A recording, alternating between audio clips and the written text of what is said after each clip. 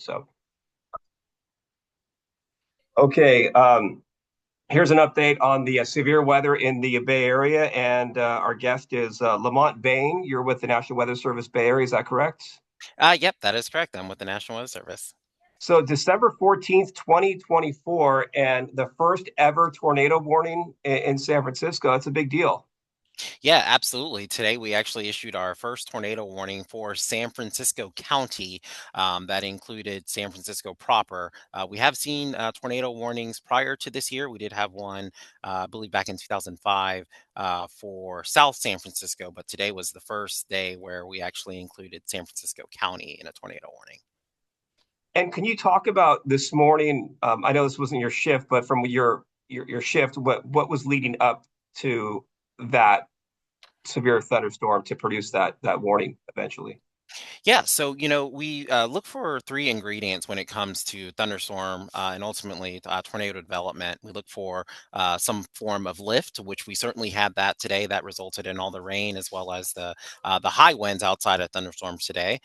We look for what we call instability, which is fuel needed for thunderstorms. We have that, but often the ingredient that we're lacking is shear, and shear is just a change in wind speed and direction with height that allows those thunderstorm updrafts to rotate, and thunderstorm updrafts that rotate have the greatest potential to produce tornadic weather, and we saw that today in several areas across the Bay Area.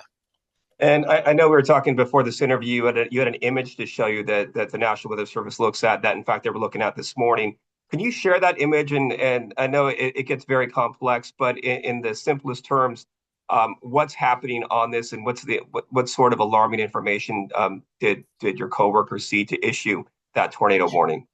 Yeah, absolutely. So radar is probably one of our most useful tools when it comes to diagnosing the potential for tornadoes. And so some of the things that we saw were akin to what we see in our training for tornadoes out in the plains. Now, we didn't see the some of the values quite to the magnitudes that you see out in Oklahoma City, but we saw what we call a rotational couplet or a tornado couplet appear on the radar offshore, and oftentimes with tornadoes in our area, they start off as water spouts and then move on shore.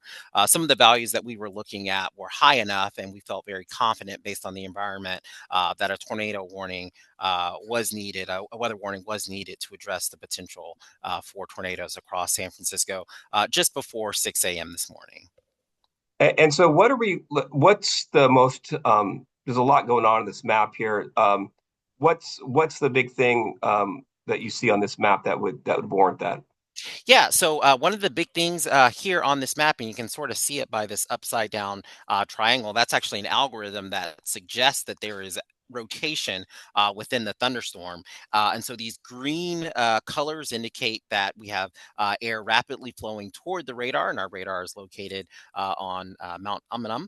And then these red values indicate that we have air rushing away from the radar. And so where these green and sort of red areas meet, that suggests that we have rotation, and that gives us, based on the other things that I mentioned, the environment gave us the confidence to actually issue the tornado warning earlier this morning. And I would assume forecasting that putting out that kind of product, there's a little bit of doubt, but you have the information, the confidence to go ahead and with that. That must be such a challenge um, to trigger that warning. Yeah, it absolutely can. But we work with a team of fantastic and talented meteorologists. A lot of our decisions are often made collectively. We try not to have individuals out on islands and making big decisions by themselves. It's something that we certainly talk about very quickly in the office, and we decide how to proceed together as a team. And so this thankfully did not turn into a tornado, but there was damage due to that. Can you talk about what happened?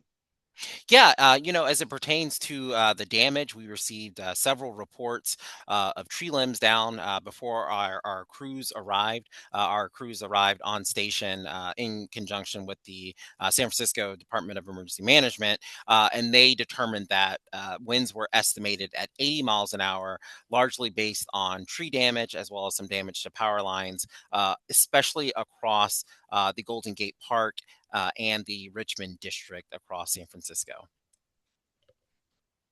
And as far as more severe weather later in the day, we had another tornado in Scotts Valley. You could see visually just on some of the footage.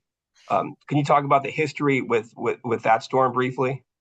Yeah, and so, very similar to the San Francisco storm, this storm was ongoing across the open waters, and as it continued to progress eastward, closer toward Santa Cruz, it did exhibit some characteristics, of potentially capable of producing hazardous weather, and so we did have various alerts, warning of 60-mile-an-hour winds, encouraging people or urging people to seek shelter inside a sturdy building. And then, as you mentioned, we received several reports, including video of a confirmed tornado there in Scotts Valley. Our survey crews, once they can. Completed their work in San Francisco. They also made their way over to Scotts Valley, and they are also assessing the damage there with local officials as we speak. And what's the timeline on getting more information as far as a rating of that tornado? Is that pretty in the next day or two? More than likely, it would be within the next day or so.